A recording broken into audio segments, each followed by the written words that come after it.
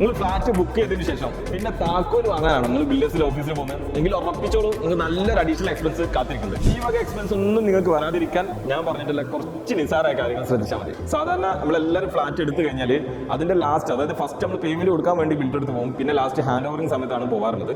അത് കഴിഞ്ഞതിന് ശേഷം നമ്മൾ ഫ്ലാറ്റിൽ വന്ന് നോക്കുമ്പോൾ ഈ ഒരു സ്ട്രക്ചറാണ് ഉണ്ടാവുക. അതായത് കോമൺലി എല്ലാ അപ്പാർട്ട്മെന്റും ബിൽഡർ എങ്ങനെയാണോ ഫിനിഷ് ചെയ്ത് കൊടുക്കുന്നത് ആ രീതിയിലാണ് ഉണ്ടാവുക. പക്ഷേ നമുക്ക് മോഡേൺ കിച്ചൺ ആണ് താല്പര്യം എന്നുണ്ടെങ്കിൽ അത് സ്ട്രക്ചർ സമയത്ത് തന്നെ നമുക്ക് പറഞ്ഞ അഡീഷണൽ കോസ്റ്റ് കുറഞ്ഞു കിട്ടും.